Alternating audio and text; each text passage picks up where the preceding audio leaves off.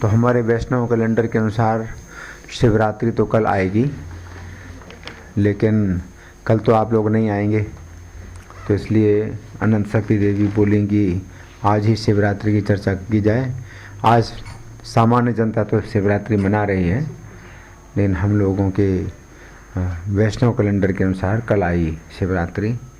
तो हम शिव जी को इस रूप में स्वीकार करते हैं कि वे परम वैष्णव हैं, महान वैष्णव हैं वे। तो इस प्रकार से भी उनका वर्णन हुआ है शास्त्रों में। दूसरे प्रकार से वर्णन हुआ है, लेकिन इस प्रकार से वर्णन हुआ है, तो हम शिव जी को इस प्रकार से स्वीकार करते हैं। तो इस दिशा में बहुत वर्णन है शिव जी का। इतना समय नहीं कि हम लोग उतना सुना सकें। ब्रह्म वैवर्त पुराण में शिव जी का जो है शिव जी की उत्पत्ति बतलाई गई है कि भगवान कृष्ण से शिव जी हुए, ब्रह्मा जी हुए, और सरस्वती हुई, लक्ष्मी हुई, है ना, और विष्णु जी भी हुए। तो इस तरह से काफ़ी विस्तृत वर्णन है कि सबसे पहले नारायण हुए, उसके बाद फिर महादेव। तो महादेव का जो है प्राकट्य हुआ शिव जी से, इस सृष्टि के प्रारंभ में महादेव का प्राकट्य हुआ। तो इसे बताया गया है कि भगवान श्री कृष्ण के बाएं ओर से शिव जी का प्राकट्य हुआ, और इनका जो शरीर है ये कैसा है? शुद्ध स्फटिक मणि के समान निर्मल। शिव जी का जो शरीर है शुद्ध स्फटिक मणि। स्फटिक मणि समझते क्या है? क्या है? कांच।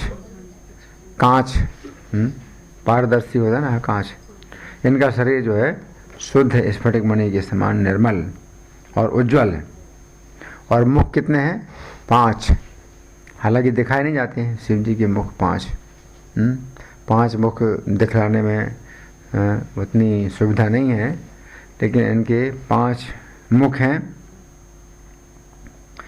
और दिशाएं ही वस्त्र हैं।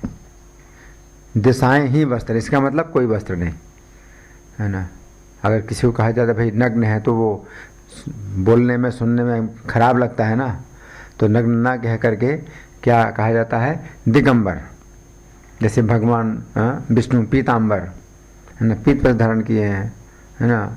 कोई श्वेतांबर, सफ़ेद वस्त्र धारण किए, कोई रक्तांबर, लाल वस्त्र धारण किए हैं, और कोई अगर वस्त्र नहीं धारण किए हैं तो उसको बोलते दिगंबर। दिशाएं ही वस्त्र हैं। तो दिशाएं ही वस्त्र, इसका मतलब कोई वस्त्र नहीं है।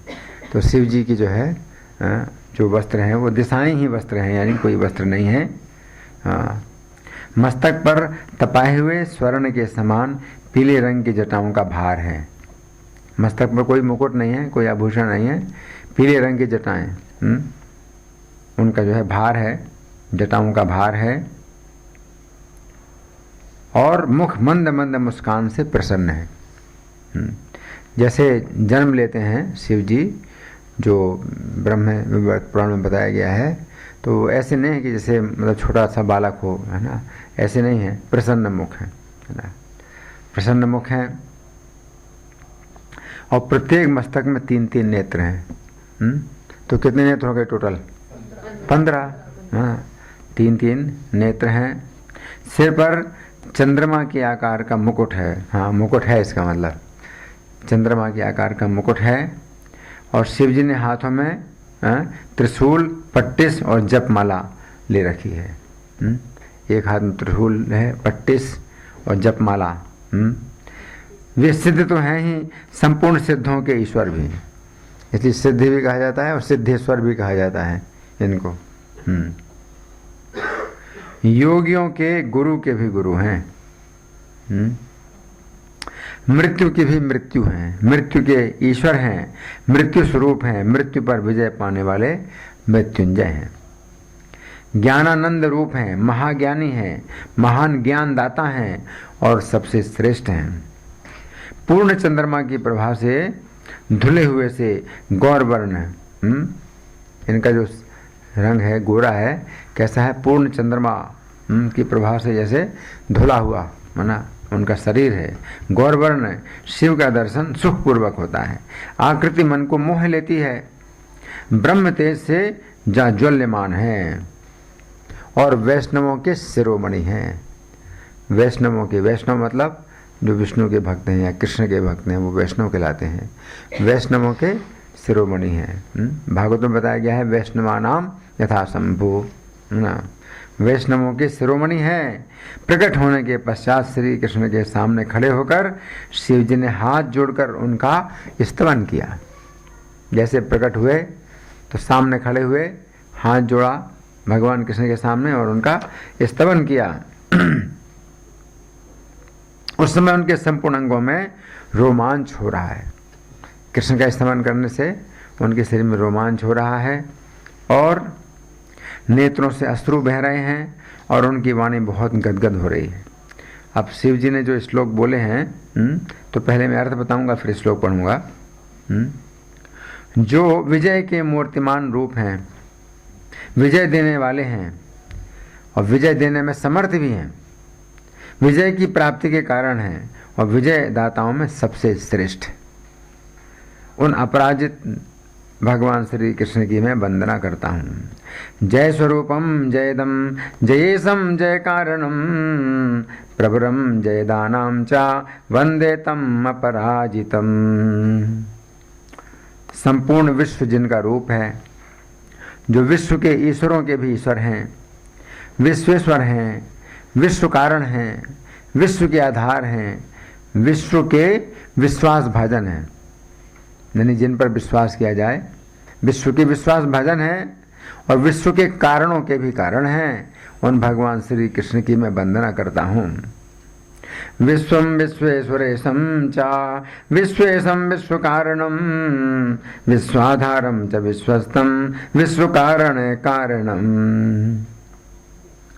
जो जगत की रक्षा के कारण हैं, जगत के संहारक हैं और जगत की सृष्टि करने वाले हैं, परमेश्वर हैं, फल के बीज हैं, फल के आधार हैं, फल रूप हैं और फल देने वाले हैं, उन भगवान श्री कृष्ण को मैं प्रणाम करता हूँ। विश्व रक्षा कारणम चा विश्वघ्नम विश्वजम परम फल बीजम फलाधारम फलम चा तत्फल प्रदम। जो तेजा स्वरूप हैं, तेज देने वाले हैं, संपूर्ण तेजस्वियों में श्रेष्ठ हैं, उन भगवान गोविंद की मैं वंदना करता हूँ। तेजा स्वरूपम तेजोदम सर्व तेजस्विनाम वरम।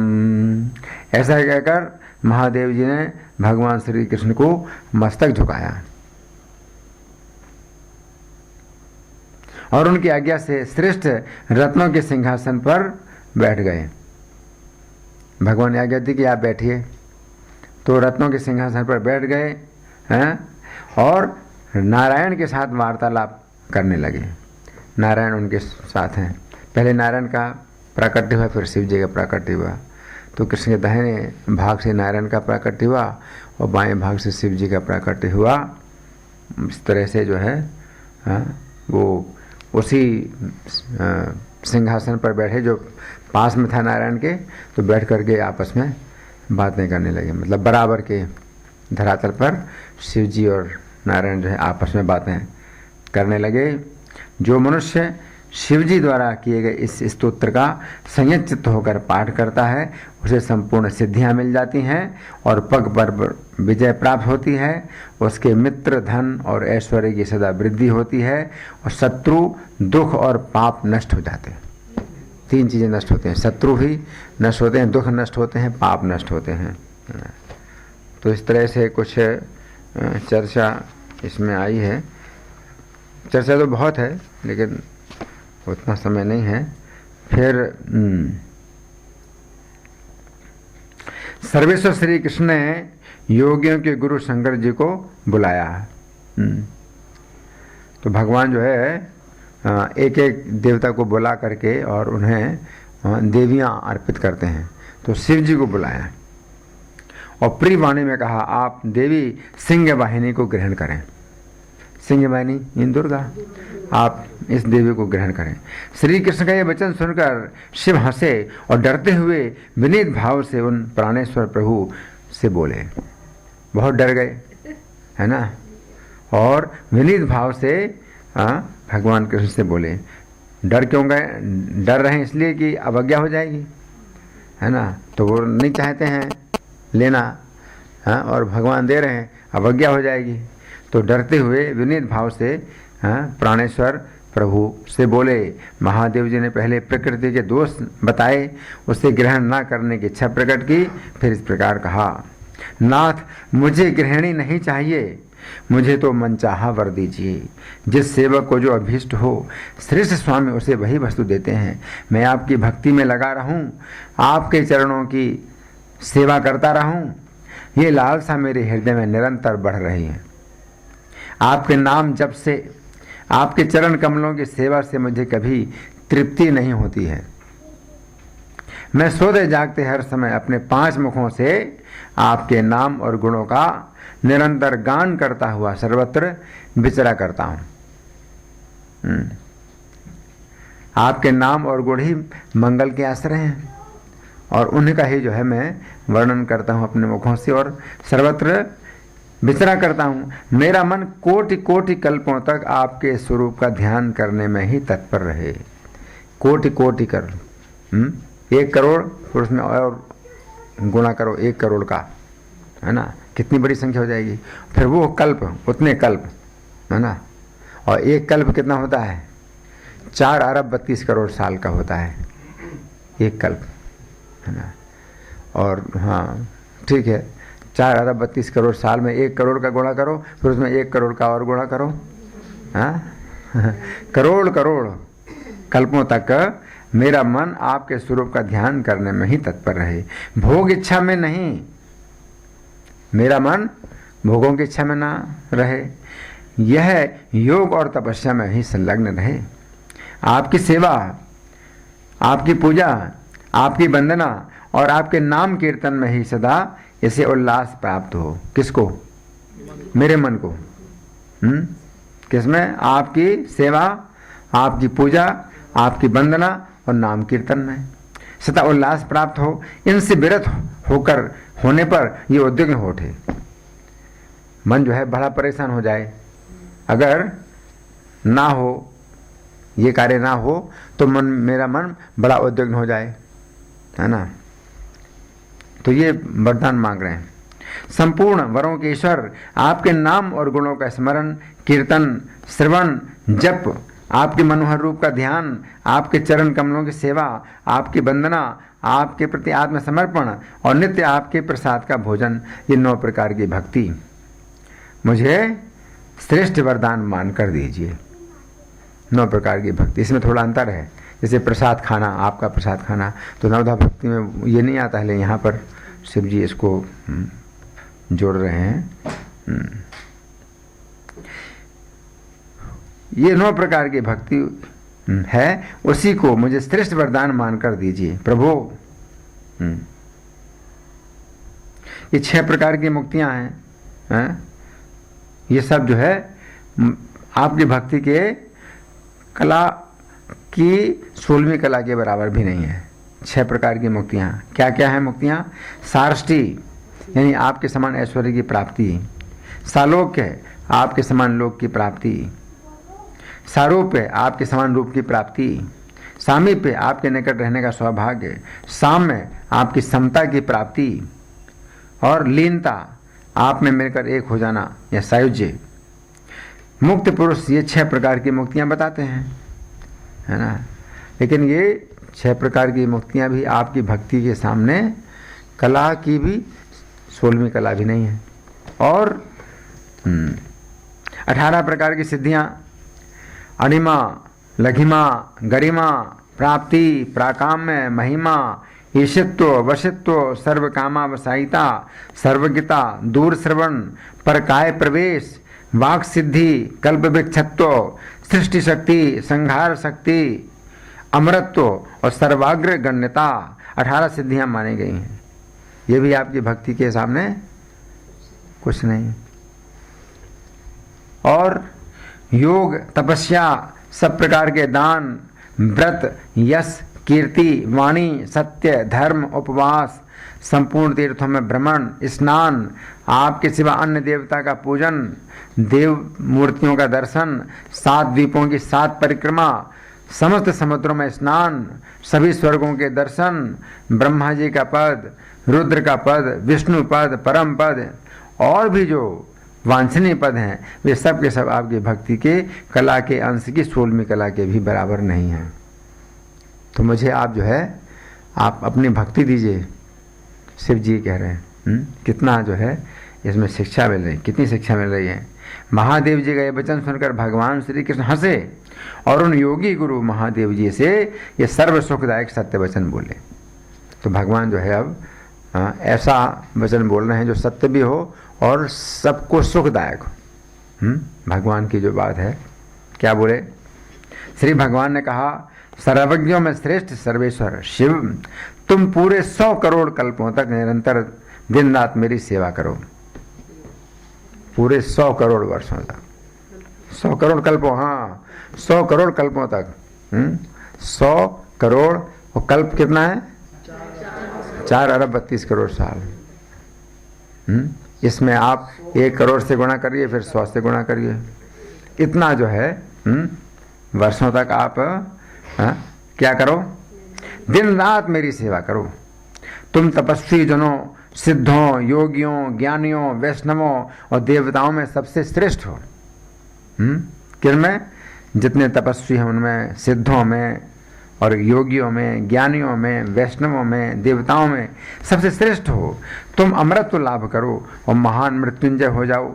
मेरे वर्ष से तुम्हें सब प्रकार की सिद्धियां, वेदों का ज्ञान और सर्वज्ञता प्राप्त होगी। वत्स, वत्स कहते हैं किसको? स्नेह से, जैसे बछड़ा है ना, तो बछड़ा जो है, गाय का जो बछड़ा है वो बहुत प्यारा होता है ना गाय के लिए। तो वत्स भगवान कहते हैं स्नेह से। वत्स, तुम लीला पूर्वक असंख्य ब्रह्माओं का पतन देखोगे। असंख्य ब्रह्मा तुम्हारे सामने निकल जाएंगे। शिव, आज से तुम ज्ञान, तेज, अवस्था, पराक्रम, यश और तेज में मेरे समान हो जाओ। तुम मेरे लिए प्राणों से भी अधिक प्रिय हो। तुमसे बढ़कर मेरा कोई प्रिय भक्त नहीं है। तत्परो नास्ति में प्रियं त्वं मदीयात्मना परहं ये त्वां निन्दन्ति पापिष्ठा ज्ञानहीना विचेतना पच्यन्ते कालसूत्रेण यावच्चन्द्र दिवाकरौ। शिव, तुमसे बढ़कर अत्यंत प्रिय मेरे लिए दूसरा नहीं है। तो मेरी आत्मा से बढ़कर हो। जो पापी, अज्ञानी और चेतनाहीन मनुष्य तुम्हारी निंदा करते हैं वे तब तक कालसूत्र नरक में पकाए जाते हैं जब तक चंद्रमा और सूर्य रहते हैं। शिव, तुम 100 करोड़ कल्पों के पश्चात शिवा को ग्रहण करोगे। भगवान क्या कह रहे हैं? 100 करोड़ कल्पों तक तो तुम्हारी जो इच्छा है वो पूरी होगी, लेकिन फिर मेरी भी इच्छा पूरी करो। तो क्या करो? शिवा को ग्रहण करो। उसके बाद मेरा वचन कभी व्यर्थ नहीं होता, तुम्हें इसका पालन करना चाहिए। तुम मेरे और अपने वचन का भी पालन करो। मेरी बात का भी पालन करो, अपनी बात का भी पालन करो, है ना। तो दोनों की बात है, दोनों की रक्षा होनी चाहिए, दोनों के वचन की रक्षा होनी चाहिए। तो मेरी बात का पालन करो, अपनी बात का भी पालन करो। तुम मेरे और अपने वचन का पालन करो। शंभो, तुम प्रकृति को ग्रहण करके दिव्य 1000 वर्षों तक महान सुख और श्रृंगार रस का आस्वादन करोगे। तो दिव्य 1000 वर्ष ज़्यादा नहीं है। 100 करोड़ कल्पों की तुलना में दिव्य 1000 वर्ष ज़्यादा नहीं है। एक दिव्य वर्ष होता है 360 वर्षों का, उसमें 1000 से गुणा कर दो तो कितना होगा? 360 में 1000 से गुणा करेंगे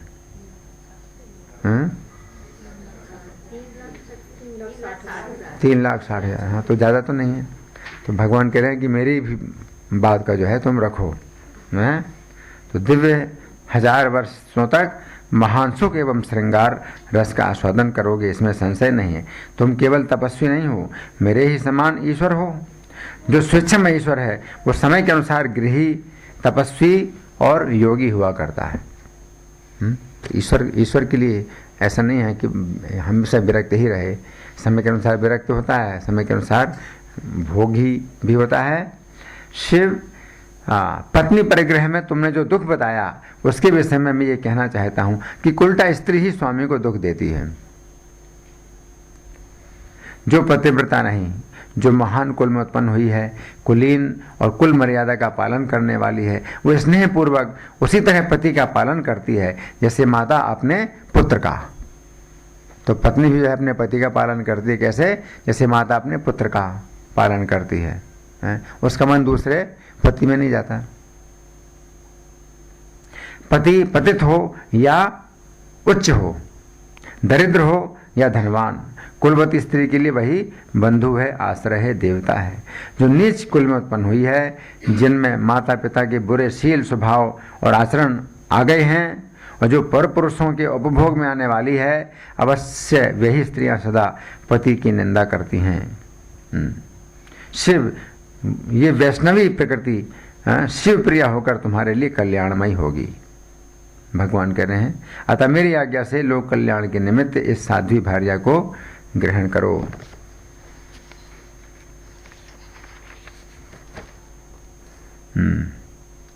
तो शूलधारी महादेव जी से ऐसा कहकर भगवान श्री कृष्ण ने उन्हें कल्प वृक्ष मंत्र दिया, मृत्युंजय तत्व ज्ञान दिया।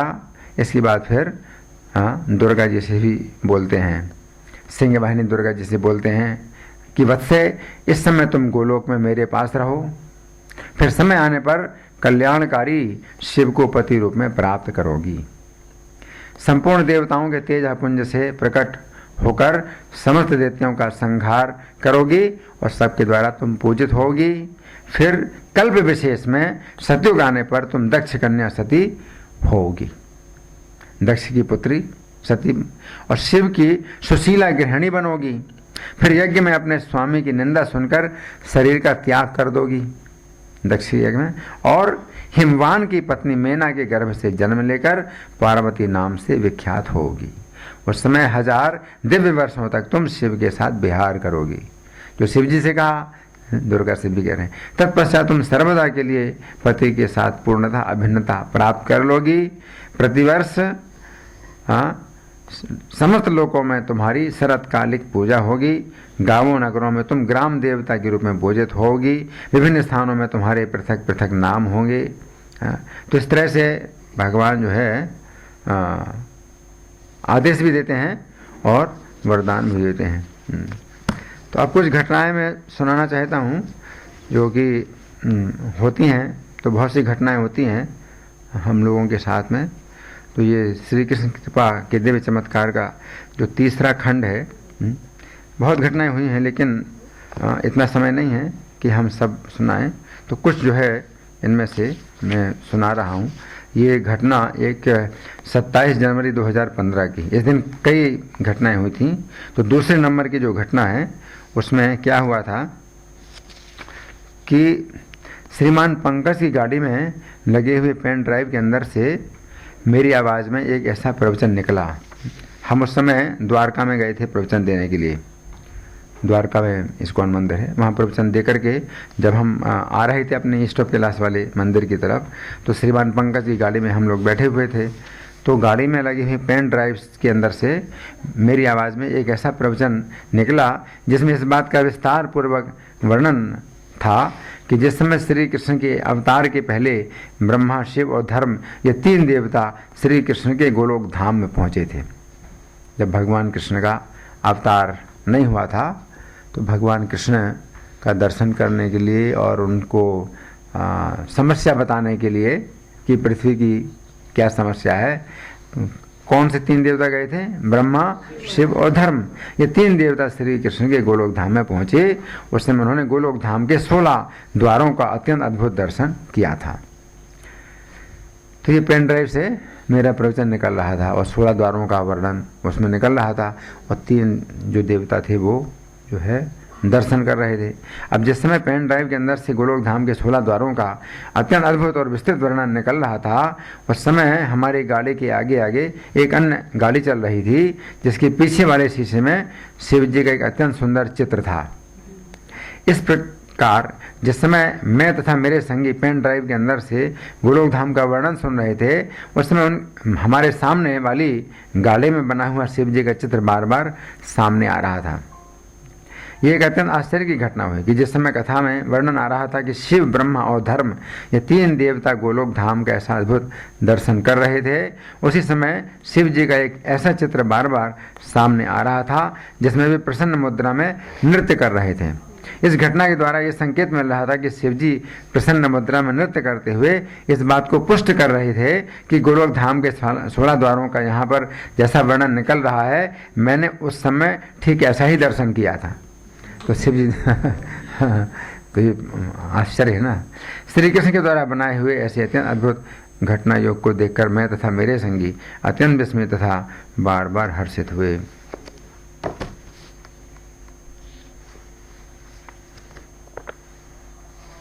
ये चतुर्थ खंड है, इसमें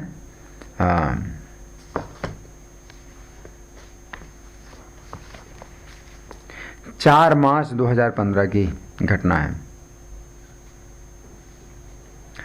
चूंकि अगले दिवस पर गौर पूर्णिमा का त्यौहार आने वाला था, गौर पूर्णिमा 5 मार्च को थी, है ना। अतः आज ईस्ट ऑफ कैलाश वाले मंदिर की ओर से एक भव्य शोभा यात्रा का आयोजन हुआ। इस शोभा यात्रा में भाग लेने के लिए मैं भी अपने संगियों के साथ अपनी गाड़ी में बैठकर उस स्थान की ओर जा रहा था जहां से शोभा यात्रा प्रारंभ होने वाली थी। प्रद्युम्न प्रिया प्रभु ने मुझसे आज्ञा ले ली थी कि वे शोभा यात्रा के कीर्तन और नृत्य में भाग ना लेकर गाड़ी में बैठकर अपनी माला पर जप करेंगे। ये सामने बैठे हैं प्रद्युम्न प्रिया, इन्होंने मुझसे आज्ञा ले ली पहले से ही कि ये जो है शोभा यात्रा में भाग नहीं लेंगे, गाड़ी बैठ करके माला पर जप करेंगे, क्योंकि इनका आज के लिए निर्धारित जप बहुत कम हुआ था। उस समय एक अत्यंत आश्चर्य की घटना हुई। मेरी गाड़ी के आगे आगे एक ऐसी गाड़ी चलने लगी जिसके पीछे की ओर शिवजी का नृत्य करते हुए अत्यंत सुंदर चित्र बना हुआ था। अब प्रद्युम्न प्रिया प्रभु ने जिस समय बार बार अपने सामने शिवजी का एक ऐसा चित्र देखा जिसमें शिवजी श्री कृष्ण के प्रेम में अत्यंत भावमय नृत्य कर रहे थे, उस समय उन्हें ऐसा लगा मानो शिवजी प्रद्युम्न प्रिया प्रभु को आदेश दे रहे हों कि शोभा यात्रा में जिस समय मैं स्वयं कीर्तन करूंगा उस समय उन्हें अपनी माला पर जप ना करके कीर्तन और नृत्य करना चाहिए। इस प्रकार प्रद्युम्न प्रिया प्रभु ने माला पर जप करने का अपना विचार बदल दिया और मेरे साथ पूरे समय तक कीर्तन और नृत्य किया। जिस समय प्रद्युम्न प्रिया प्रभु ने मुझे इस घटना की सूचना दी, उस समय श्री कृष्ण के द्वारा बनाए हुए ऐसे अद्भुत घटना योग को देखकर मैं तथा मेरे संगी अत्यंत विस्मित तथा बार बार हर्षित हुए।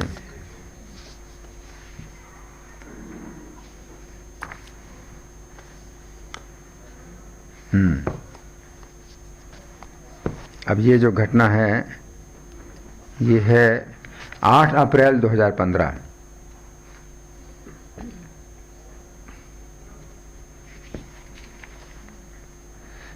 आज प्रद्युम्न प्रिया प्रभु मेरी गाड़ी में बैठकर प्रचार के कार्यवश दिल्ली शहर में जा रहे थे। तो ये मेरी आज्ञा से जाते हैं, तो मेरा काम करते हैं प्रचार का, तो दिल्ली शहर में जा रहे हैं। उस समय गाड़ी में लगे हुए मेरे अनेक प्रवचनों से भरे हुए पेन ड्राइव के अंदर से मेरी आवाज़ में प्रवचन निकल रहे थे। अब एक बिंदु ऐसा आया कि पेन ड्राइव के अंदर से ये बात निकली, अर्जुन ने शिव जी को हराया। ये बात तो पेन ड्राइव के अंदर से निकली, परंतु उस समय एक अत्यंत आश्चर्य की घटना हुई। पेन ड्राइव के अंदर से जो ही अर्जुन के द्वारा शिव जी के पराजित होने की बात निकली, ठीक उसी समय प्रद्युम्न प्रिया प्रभु ने सामने निकट की एक दीवार में शिव जी का परिवार सहित एक अत्यंत सुंदर और बहुत बड़ा चित्र देखा। इस घटना के द्वारा मानो शिव जी संकेत कर रहे थे कि ये बात सत्य है। उनको हारने में बहुत आनंद आता है, अर्जुन से हार गए, है ना, कि अर्जुन ने मुझे पराजित किया था। इस घटना से ये बात भी पुष्ट हुई कि शिव जी का अर्जुन के प्रति इतना अधिक प्रेम है, शिव जी का अर्जुन के प्रति इतना अधिक प्रेम है कि वे अर्जुन के द्वारा पराजित होने में अत्यंत गौरव का अनुभव करते हैं। जिस समय प्रद्युम्न प्रिया प्रभु ने मुझे इस घटना की सूचना दी, उस समय श्री कृष्ण के द्वारा बनाए हुए ऐसे अद्भुत घटना योग को समझकर मैं तथा मेरे संगी अत्यंत विस्मित तथा बार बार हर्षित हुए। एक बार और आपने एक ऐसी अद्भुत घटना बताई थी कि आप जब जयपुर गए थे ना, करौली, और उसमें किसी ने आपको रास्ता ये नहीं बताया कि डिस्टेंस, वो भी बहुत ही अद्भुत घटना है। अगर आप वो शेयर करना चाहें सबको बहुत आनंद मिलेगा। हाँ, लेकिन आज विषय वो है ना, हाँ शिव जी का विषय है। बहुत ही अद्भुत चमत्कार ही था कि सेम डे वापस कैसे आ गए ना। ये किताबें हैं, आप किताब ले सकते हैं, पुस्तक में है। अच्छा, अब ये घटना, ये घटना 25 अप्रैल 2015 की है। 25 अप्रैल 2015। अब एक अन्य आश्चर्य की घटना हुई। इसमें कई घटनाएं हुई थी। 1 2 3 4 5 6 7, ये 7वीं घटना है। उसके बाद भी 8 9 10 11, कुल मिला के 11 घटनाएं हुई थी। तो उसमें से 7वीं घटना है। गाड़ी में लगी हुई मशीन के अंदर से मेरी आवाज़ में जो प्रवचन निकल रहा था। अच्छा, तो हम लोग जो है उस समय जा रहे थे सायंकालीन प्रवचन देने के लिए गुड़गांव के केंद्र में हम लोग जा रहे थे। तो रास्ते में जो है, जो गाड़ी में लगी हुई मशीन के अंदर से मेरी आवाज़ में जो प्रवचन निकल रहा था, उसमें अब ये बात आई कि पृथ्वी देवी के ऊपर असुरों के भार की बात सुनकर पृथ्वी देवी का कष्ट दूर करने के लिए ब्रह्मा जी, शंकर जी तथा अन्य देवताओं को साथ लेकर भगवान विष्णु के धाम बैकुंठ में गए। हाँ, उस समय एक अत्यंत आश्चर्य की घटना हुई। मशीन के अंदर से जिस समय शंकर जी का नाम निकला, गुड़गांव की तरफ जा रही थी ना गाड़ी, तो मशीन के अंदर से जिस समय शंकर जी का नाम निकला, ठीक उसी समय गाड़ी शंकर चौक नामक स्थान से निकली। तथा उस स्थान पर एक बड़े बोर्ड में लिखा हुआ था शंकर चौक। श्री कृष्ण ने घटना का एक ऐसा योग बनाया कि जिस समय मशीन के अंदर से शंकर जी का नाम निकला, ठीक उसी समय एक बोर्ड में शंकर चौक लिखा हुआ दिखाई दिया। श्री कृष्ण के द्वारा बनाए हुए ऐसे अद्भुत घटना योग को देखकर मैं तथा मेरे संगी अत्यंत विस्मित तथा बार बार हर्षित हुए। तो इस तरह से लीलाएं हैं। और जैसे शिव जी हैं तो वे अधिकांश तौर पर उपदेश नहीं देते हैं। जैसे प्रचेताओं की जो कथा चल रही है श्रीमद् भागवत का 4थे स्कंद में, तो उसमें बताया गया कि जब प्रचेता लोग जो है तपस्या करने के लिए जाते हैं जंगल में, तो शिव जी उन्हें दर्शन देते हैं और उपदेश करते हैं। तो उसमें बताया गया है कि शिव जी अक्सर मिलते हैं लेकिन उपदेश कम करते हैं, बहुत कम उपदेश करते हैं। प्रचेताओं को उपदेश दिया। लेकिन काशी में एक ब्राह्मण था, तो वो शिव जी का पूजन करता था। तो शिव जी का कोई अगर पूजन करे तो उसमें कोई बंधन नहीं है। लेकिन अगर भौतिक कामनाओं से कोई पूजन करता है तो फिर बंधन होता है। और कृष्ण की पूजा में अगर भौतिक कामनाएं भी हो तो कृष्ण भौतिक कामनाएं पूरी नहीं करेंगे, क्योंकि वे बंधन से छुड़ाते हैं। तो वे भौतिक कामनाएं पूरी करें या ना करें, लेकिन इस तरह से वो करते हैं कि आप बंधन से छूटें, है ना। तो शिव जी की पूजा में एक यही खतरा है कि भौतिक कामनाओं से आप पूजा करते हैं तो फिर आपको बंधन मिलता है ना। और कृष्ण की पूजा में खतरा नहीं। अगर भौतिक कामनाएं होती भी हैं और वो पूरी कृष्ण करेंगे नहीं करेंगे, किस तरह से करेंगे कि आप बंधन से छूटें, तो इसलिए लोग कृष्ण की पूजा नहीं करते हैं, है ना, या शिव जी की पूजा करते हैं, है ना। तो उसमें ये बताया गया कि वो जो ब्राह्मण था वो शिव जी की पूजा करता था, लेकिन भौतिक कामनाएं नहीं थी उसके अंदर। लेकिन जब उसकी पुत्री का विवाह होना था तो उसने धन मांगा शिव जी से, तो ये भौतिक कामना नहीं मानी जाएगी। पुत्री के विवाह के लिए धन अगर मांग रहा है तो इसको शिव जी ने दोष नहीं माना। और शिव जी ने एक ऐसी चाल चली कि उसको जो है किसी वैष्णव का संग प्राप्त हो और उसको जो है मतलब कृष्ण की भक्ति प्राप्त हो। तो शिव जी ने क्या कहा कि तुम वृंदावन में जाओ, सनातन गोस्वामी के पास बहुत धन है, तो आप उनसे धन लेके आओ। तो शिव जी ने चाल चली थी, सनातन गोस्वामी तो सब कुछ छोड़ करके आ गए वृंदावन, है ना। तो शिव जी ने कहा उनके पास बहुत धन है, और वास्तव में धन था सनातन गोस्वामी के पास, जिसको कि वो छूते भी नहीं थे। तो जब वो ब्राह्मण आया सनातन गोस्वामी का पता लगा करके और उनसे मिला और कहा कि शिव जी ने मुझे भेजा है आपके पास, और आप जो है मुझे धन दीजिए, मुझे पुत्री का विवाह करना है। तो सनातन गोस्वामी बोले कि धन तो मैं सब छोड़ करके आया हूँ, अगर आप पहले आए होते जब मैं मंत्री था, राजा का मंत्री था, तो मैं आपकी गाड़ी भरवा देता, अभी तो मेरे पास नहीं है, क्षमा करो। बोले नहीं नहीं, ऐसे कैसे क्षमा करूँ मैं, मुझे शिव जी ने भेजा है। तो सनातन गोस्वामी को याद आया कि एक पारसमणि थी जिसको कि मैंने देखा था तो कूड़े में डाल दी थी। तो सनातन गोस्वामी बोले ठीक है, मेरे पास धन तो है लेकिन वो मैं छूऊंगा नहीं, दूर से दिखा दूंगा, आप जो है उसको ले लीजिए।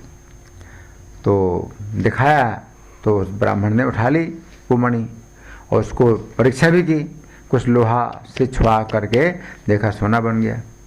तो अब तो सोचा कि मेरे समान तो धनी अब कोई नहीं पृथ्वी में, बहुत प्रसन्न हुआ।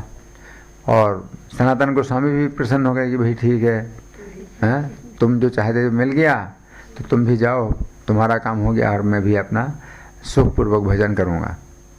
तो रास्ते में फिर वो सोचता है कि सनातन गोस्वामी इतनी नफरत करते हैं इससे, तो उनके पास कोई इससे भी बड़ा धन होगा। तो फिर लौट करके आया, बोला कि आपको इससे इतना नफरत है तो आपके पास इससे भी बड़ा धन है क्या? तो सनातन गोस्वामी बोले कि हाँ इससे बड़ा धन है, आपको चाहिए? तो बोले हाँ वो चाहिए। तो बोले इसको फेंको, पहले इसको फेंकवा दिया, यमुना जी के बीच में फेंकवा दिया उस पारसमणि को। उसके बाद अपनी कुटिया में लाए उसको जो है, हाँ तो इस तरह से उसको दीक्षा दी। तो वहाँ जो है वृंदावन में जो एक मंदिर है, तो वो ब्राह्मण फिर अपने घर ही नहीं गया, फिर वहीं पर ही जो है वो भक्त बन गया, पूजा करने लगा कि भगवान ही अब जो है मेरी पुत्री का भार उठाएंगे और मेरी पत्नी का भार उठाएंगे, उसको जो है विश्वास हो गया। तो फिर वो वृंदावन में नहीं गया। तो एक मंदिर है वहाँ पर जहाँ हम गए थे, और उसी की शिष्य परंपरा में और भी जो दूसरे हैं वो पूजा करते हैं।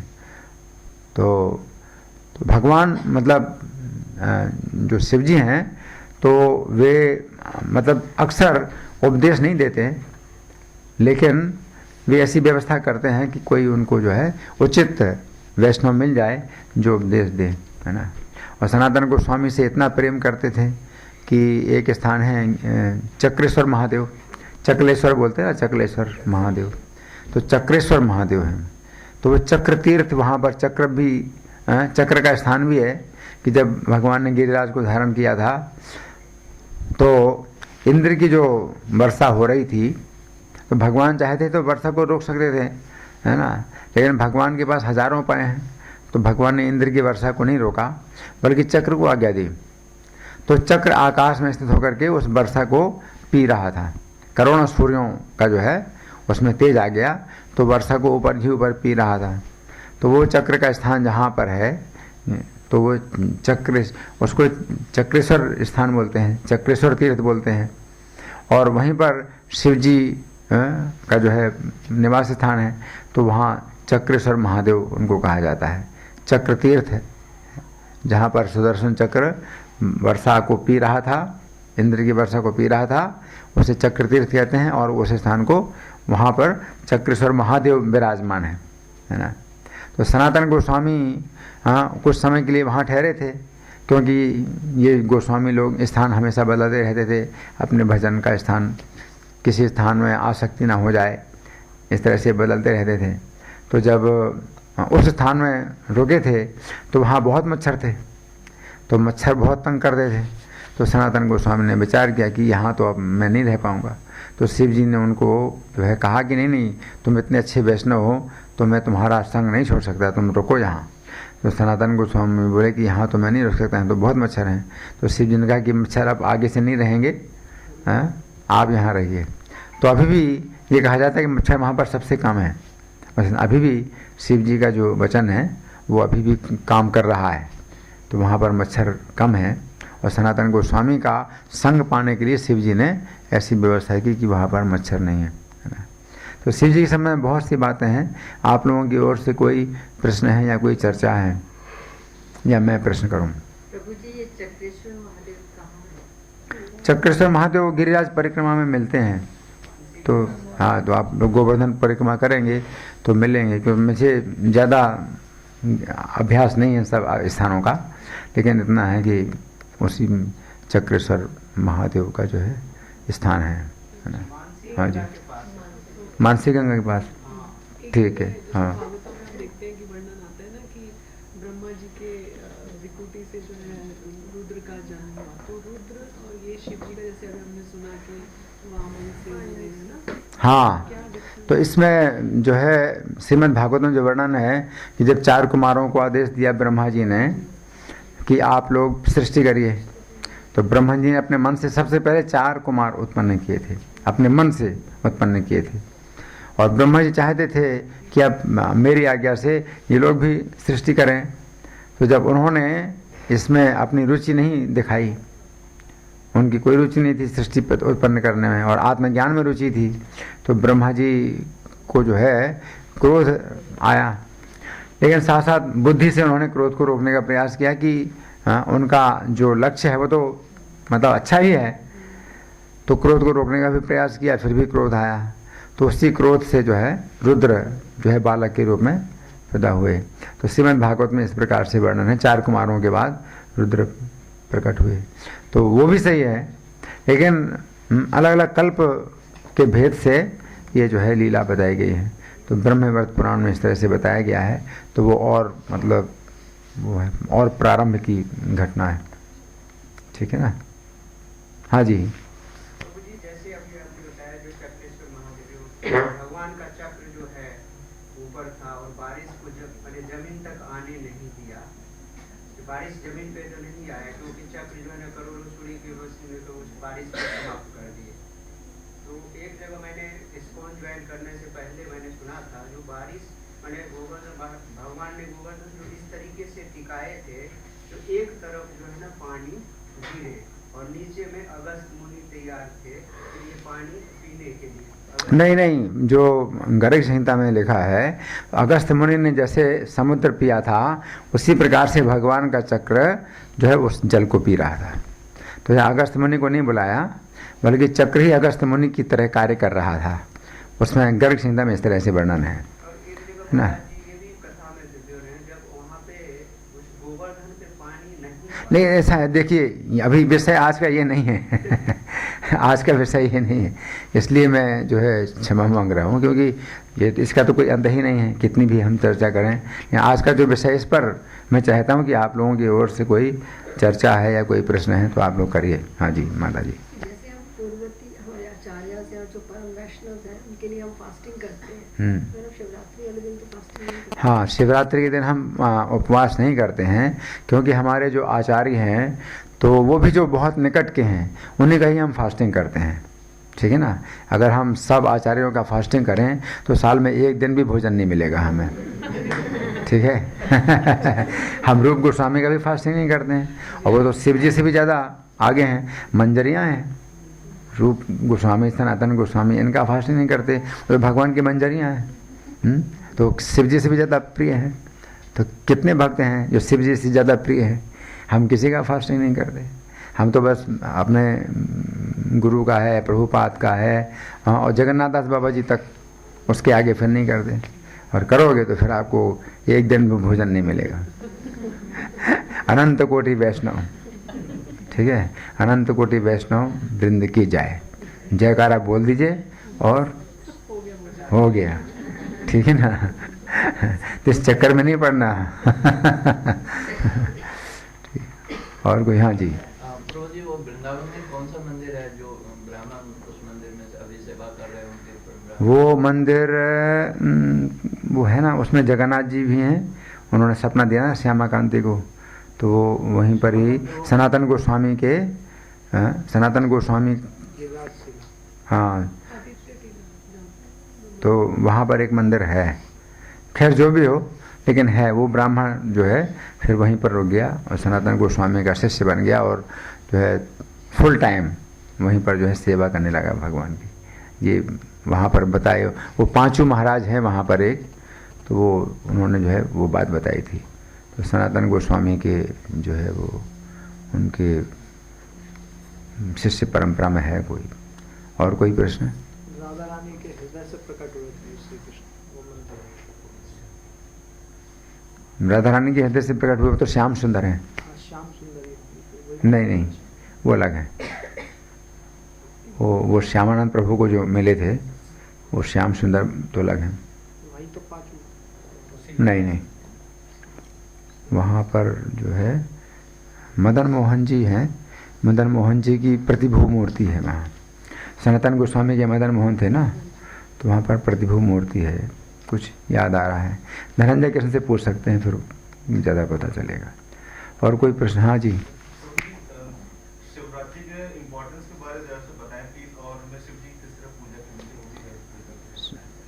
चाहिए? शिवरात्रि का इम्पोर्टेंस और शिव जी की भी पूजा करनी किस तरह पूजा करते हैं? शिव जी कि पूजा कैसे करनी चाहिए? वो शिव जी की पूजा कैसे की जाए, कैसे करना चाहिए? घर में देखता है वो एक तरीके से, पर मुझे पता है कि क्या वो सही है या नहीं, मुझे पता नहीं है। देखिए, हम लोग जो वैष्णव हैं वो शिव जी की अलग से पूजा नहीं करते हैं।